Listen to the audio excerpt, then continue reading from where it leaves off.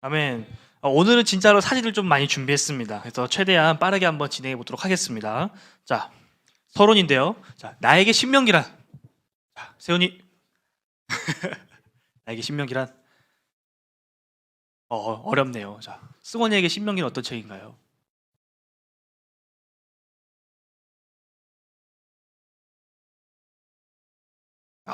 역시 학교에서 배운 사람이죠. 네, 좋아요. 자, 그쵸. 신약자들은 이 신명기를 어떻게 말하냐면요. 이 구약 신학의 가장 중심에 위치한 책이다. 그러니까 이 책을 신명기를 잘 알아야 구약을 제대로 이해할 수 있다라고 이야기하고, 또 성경에서 가장 신학적인 책이다라고 말하기도 합니다. 이 책을 함께 살펴볼 건데 어렵지 않아요. 신명기는 우리가 지금 살펴봤던 모세가 쓴 5권의 책, 5권의 그 오경, 토라, 창출, 레민, 신의 결론 부분에 해당하는 책입니다. 또 그와 동시에 앞으로 이스라엘 백성들이 살아가게 될 그 역사들의 이제 서막을 열게 되는 신학적인 근간을 제공하는 아주 중요한 책입니다. 자, 지난주에 넘어갔던 부분인데, 이 게리 시니처라는 학자가 뭐라 말했냐면, 이 부분 했었네요. 현재 그 그러니까 출애굽한 이스라엘 백성들이 광야에서 살아가고 있는 그 상황에서 출애굽기, 레위기, 민수기는 그 현재 상황을 말한다고 했었죠, 제가. 그러니까 우리가 봤듯이 출애굽기 19장 1절에서 이스라엘 백성들이 애굽을 탈출한 다음에 시내산에 도착을 했고, 그 시내산에 도착을 한 그들이 약 1년간 그곳에 머무는데, 그것이 언제까지? 민수기 10장 10절까지 출레민을 관통하는 그런 지리적인 배경을 갖고 있다. 그래서 그 기점으로 봤을 때 창세기는 조상들의 이야기, 그러니까 과거를 회상하는, 과거에 하나님께서 우리를 어떻게 인도하셨는가를 회상하고 회고하는 이야기라면, 신명기는 그렇다면 우리가 앞으로 약속의 땅에서 어떻게 살아가야 하는가에 대한 미래지향적인 관점을 가지고 있다라는 책인 거죠. 신명기가 바로. 넘어갑시다.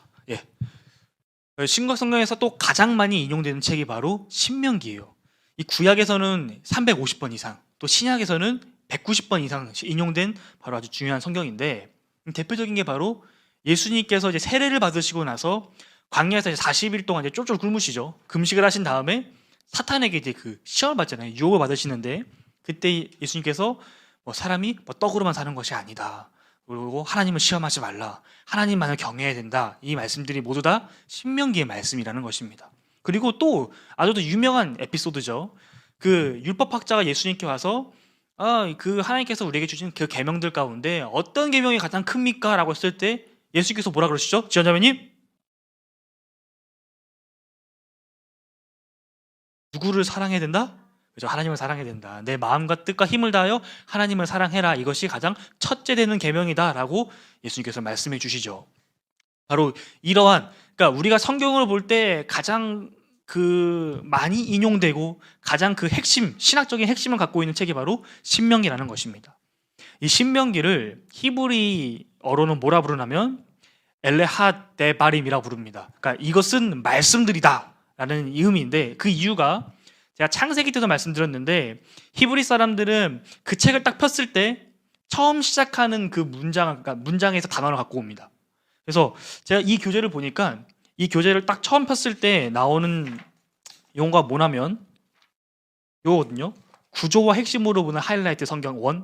그럼 이 책은 이름이 구조화인 거예요. 히브리 사람들의 그 개념으로 보면. 근데 히브리 사람들이 이 표현이 마음에 안 들었나 봐요. 그래서 이 책에 별명을 붙였는데, 그것이 뭐냐면 요거였는데, 이 책의 별명이 뭐냐면 세펠 하데바림, 말씀들의 책이다. 말씀이 기록된 책이다라는 거죠. 그러니까 아주 중요한 책이라는 거예요. 자, 이것을 이제 헬라어로는 두 번째 율법이란 뜻을 갖고 있는데, 이게 우리가 지금 보고 있는 그러니까 그 한자어 신명기와 또 영어에서도 아주 잘 드러나는 특징인데, 이 신명기가 한자로 무슨 뜻이냐면, 그러니까 거듭할 신자입니다. 그러니까 거듭해서 명령하는 이야기란 뜻이에요. 이 신자가 또 신신당부할 때 쓰이는 신자거든요. 그러니까 모세가 이스라엘 백성들에게 신신당부하면서 다시 한번 거듭해서 강조하는 이야기, 말씀, 하나님의 율법이란 뜻인 것입니다. 자, 이러한 관점을 가지고 신명기를 봅시다.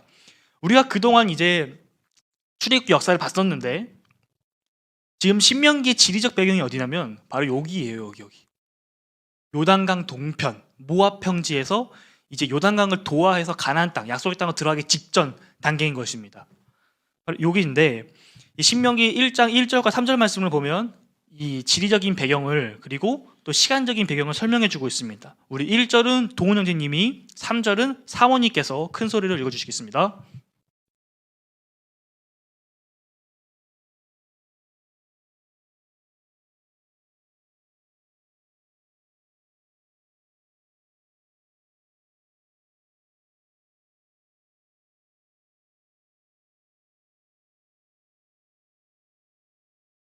네, 아멘. 감사합니다. 그러니까 지도에서 보면 요단강 저쪽, 요단강 이 동쪽 편에서 지금 이스라엘 백성들이 있는 상태이고 시간은 언제라고요?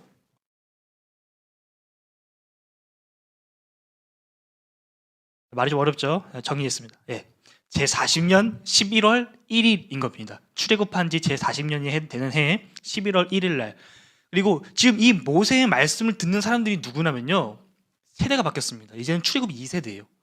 그동안 출애굽기, 레위기, 민수기는 출애굽 1세대를 향한 말씀이었거든요. 1세대들의 이야기였는데 이제는 출애굽 2세대에 대한 이야기를 담고 있습니다.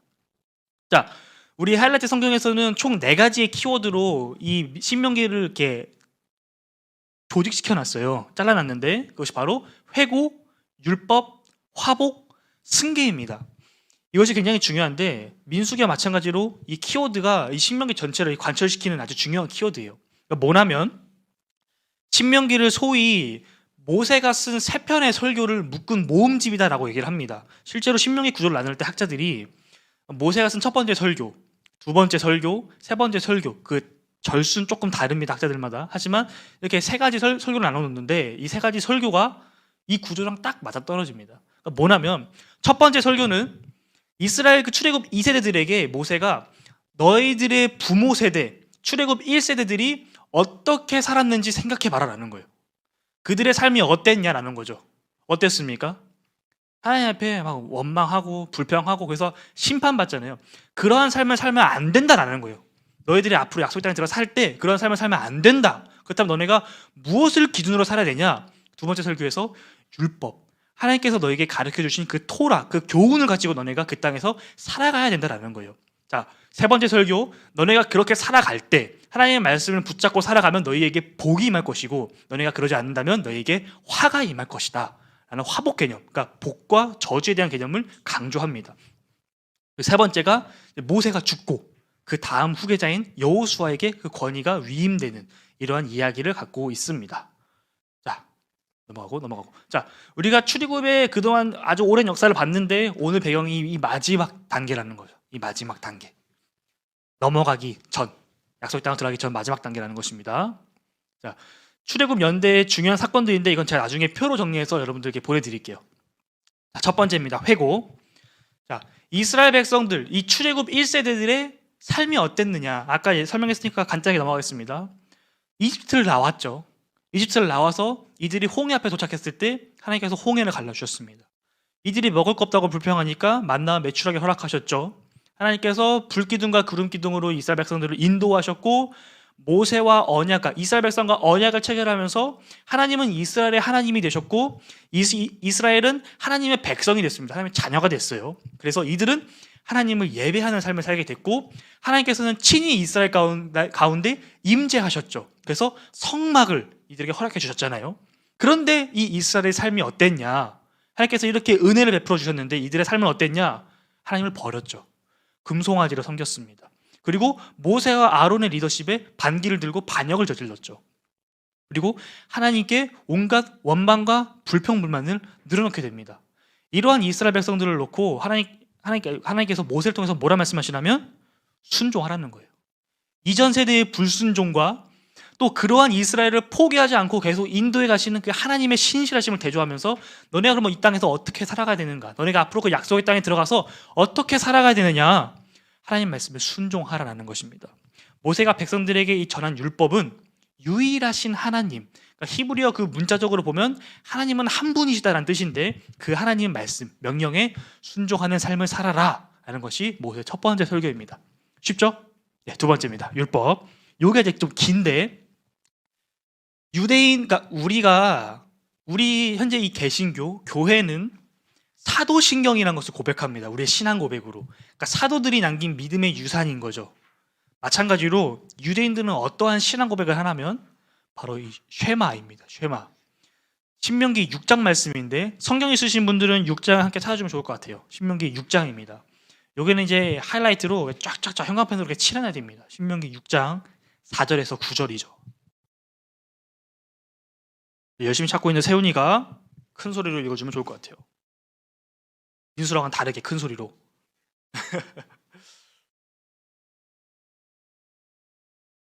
4절부터 9절입니다.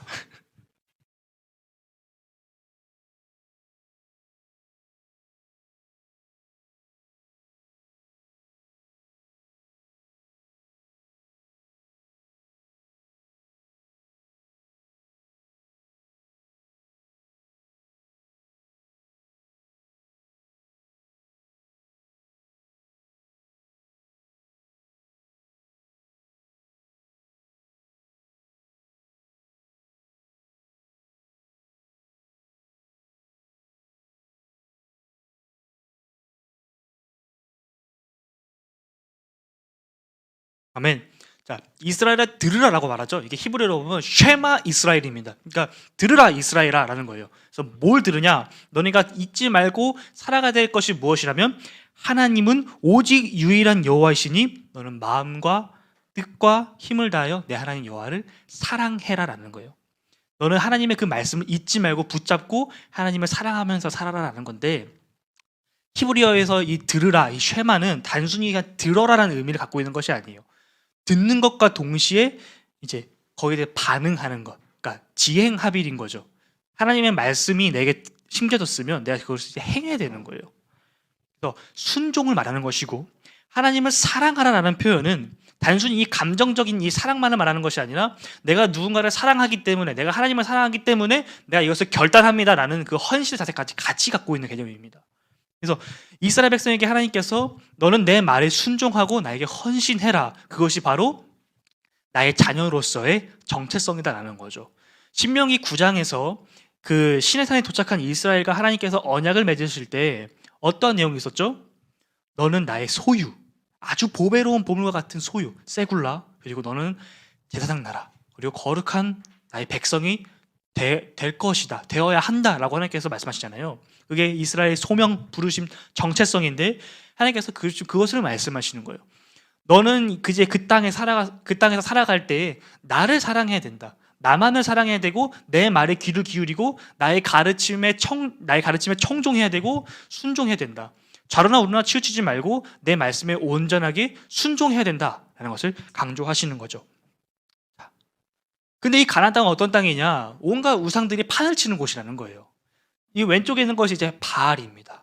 성경에 바알 그냥 많이 나오죠. 바알, 이렇게 삐쩍 말랐어요. 그 옆에가 이제 아스다롯, 그 다신, 그러니까 그 다산의 여신입니다. 그리고 오른쪽이 이제 우리가 지금 사무엘상에서 보고 있는 다곤이에요. 얘가 다곤. 밑에는 물고기고 위에는 인간이. 다간이라고 하기도 하는데, 이거 외에도 이제 수많은 우상들이 있었어요. 뭐 몰렉이라든지 이런 식으로. 그래서 이러한 우상들이 판을 치는 곳에서 오직 여호와, 오직 한 분이신 여호와만을 너네가 사랑하고 섬겨야 된다는 거죠. 자, 지금 보면 이 사람들 지금 머리에 요거 뭐 블럭 같은 거 하나 있는 거 보이세요? 이마에 보이세요? 예, 보이죠? 지금 팔에도 여기 있는 거 보이세요? 요거? 예, 예, 요 안에 이렇게 두루마리로 아까 우리가 봤던 그 쉐마, 신명기 6장 4절에서 9절 말씀을 적어갖고 메고 다니는 거예요. 기도할 때.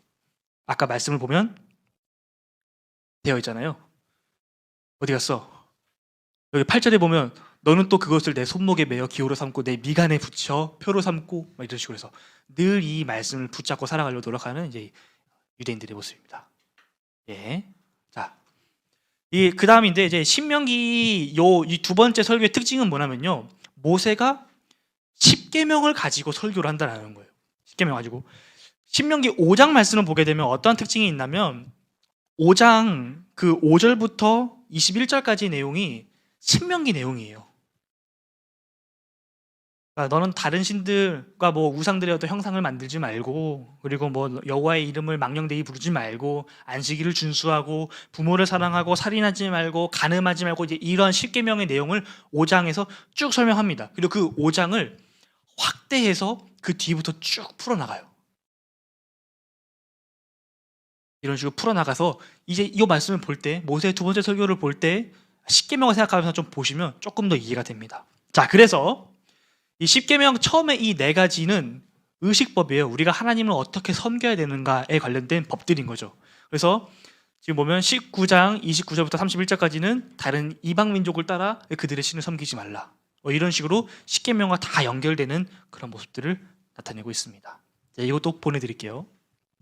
자, 이 토라, 이 오경에 기록된 율법을 읽을 때 주의해야 될 점이 있습니다. 뭐냐면 첫 번째로 함께 읽어볼까요?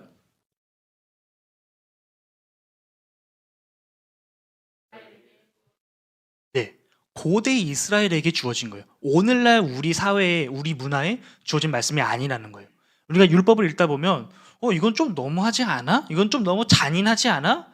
이렇게 생각할 수 있는 부분들이 있는데 그렇지 않다라는 거예요. 오늘날 문화로 보면 안 되고 과거 고대 이스라엘에게, 지금으로부터 2000 거의 400년 전에 살았던 그 이스라엘 백성들에게 주어진 이 말씀, 그들의 문화 안에서 봐야 된다는 거죠. 두 번째 함께 읽어볼까요? 시작.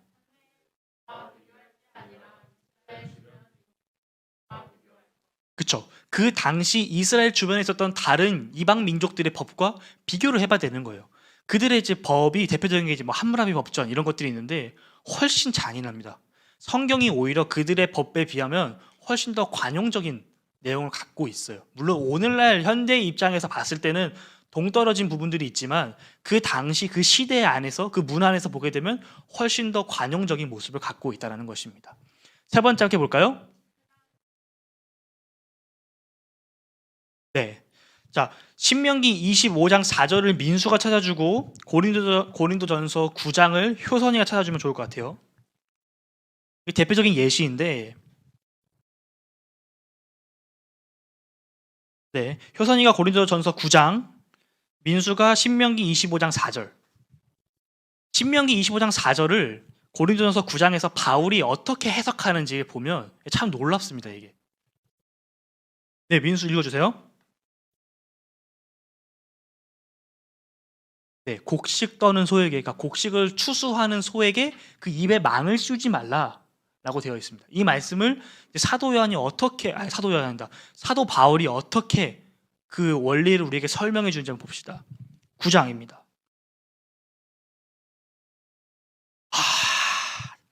그 생각 못했습니다. 죄송합니다. 9장이 굉장히 길어요. 죄송합니다. 죄송합니다. 자, 이제 9장에서 이제 보면 9절에 보면 모세의 율법의 곡식을 밟아 떠는 소에게 망을 씌우지 말라 기록하였으니 하나님께서 어찌 소들을 위하여 염려하심이냐라고 이제 사도 바울이 막 말하는데, 이 배경이 뭐냐면 이 사도 바울의 이 사도권의 의심을 받습니다. 그러니까 사도 바울 너 진짜 사도 맞냐? 예수 그리스도 만난 거 맞냐? 이런 식으로 이제 막 의심이 생기니까 사도 바울이 맞다, 너네들이 보지 않았냐라고 말하면서 사도 바울이 뭐라 그러냐면, 자, 농부가 씨앗을 심죠. 농부가 씨앗을 심는 이유는 무엇입니까? 그걸 거두기 위함이죠. 근데 농부가 그것을 심었는데 거두지 못하게 한다면 잘못된 거겠죠. 마찬가지로 영혼에게 씨앗을 심는 사도 바울에게 근데 교회가 물질적인 후원을 해주지 않는다면 이거 잘못됐다라는 거예요. 사도 바울이 이제 이런 식으로 율법을 해석하는데, 이것의 근본적인 그 신학 배경이 뭐냐면, 그 소에게 망을 씌우지 말라, 그게 뭐냐면 일한 자는 그 일한 것에 대한 값을 받아야 된다는 거예요. 정당한 값을. 이해되셨어요?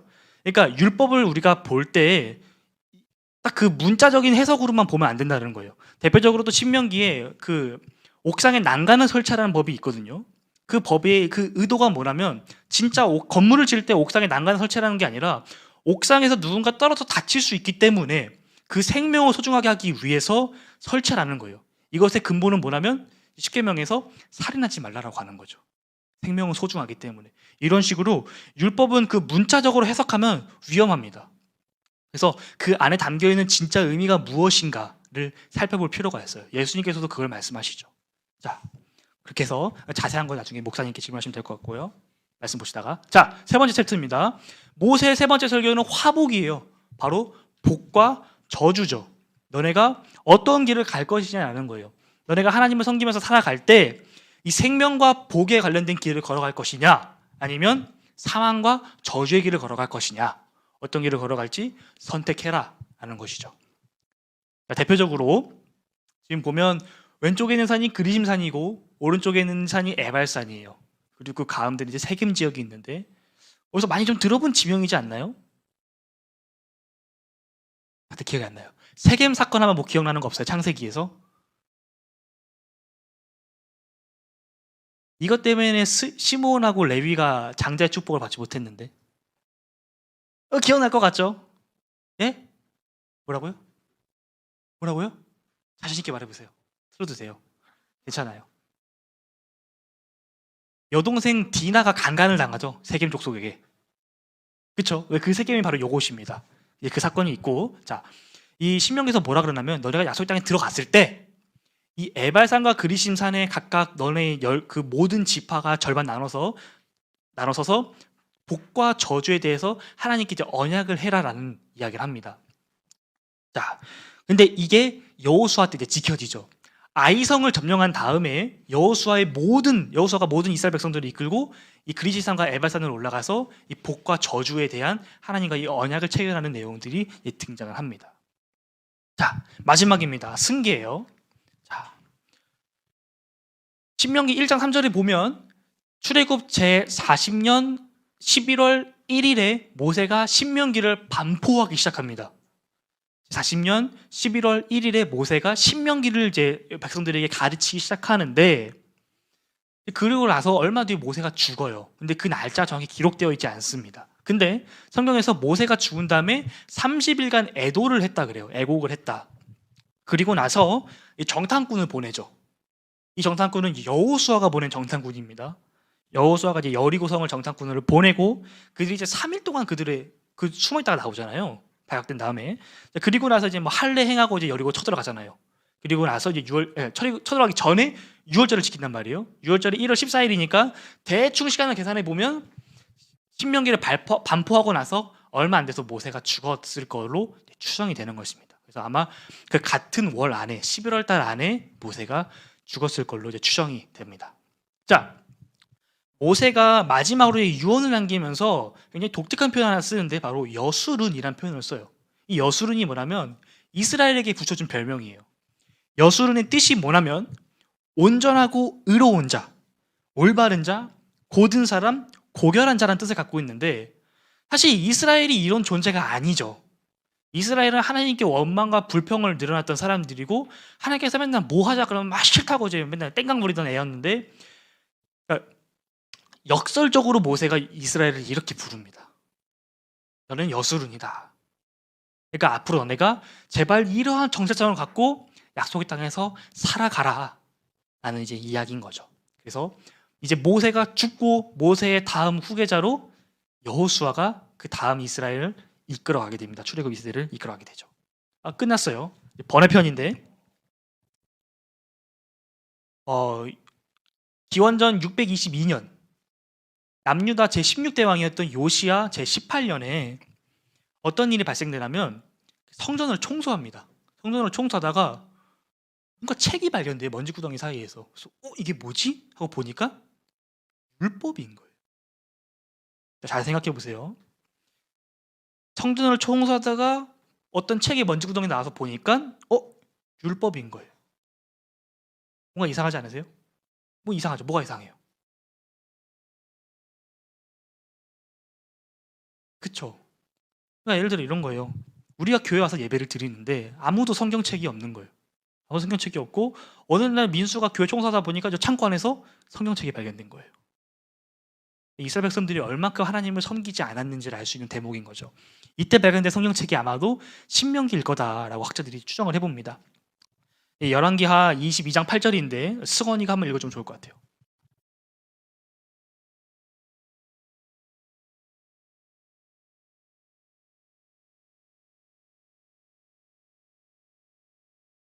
예. 그래서 먼지구덩이에 있었던 그 율법책을 발견하고 이 율법책을 온 백성에게 반포하기 시작합니다. 선포하는 거죠. 그래서 이때 종교 개혁이 일어나게 돼요. 대대적으로. 자, 이 이야기는 나중에 우리가 또 앞으로 살펴볼 거니까 그때 자세히 다루기로 하고, 결론입니다. 자, 우리가 그동안 오랜 시간 동안 이제 창세기, 출애굽기, 레위기, 민수기, 신명기를 봤는데, 서론에서 말했듯이 신명기는 이 오경, 이 토라의 결론입니다. 결론이에요. 너네가 이제 앞으로 어떻게 살아가야 하느냐라는 거죠. 하나님께서 이스라엘 백성들을 택하셔서 너네들을 이렇게 이끌어 오셨는데, 그렇다면 너네가 이제 앞으로 그분과 함께 어떻게 살아가야 하느냐라는 거예요.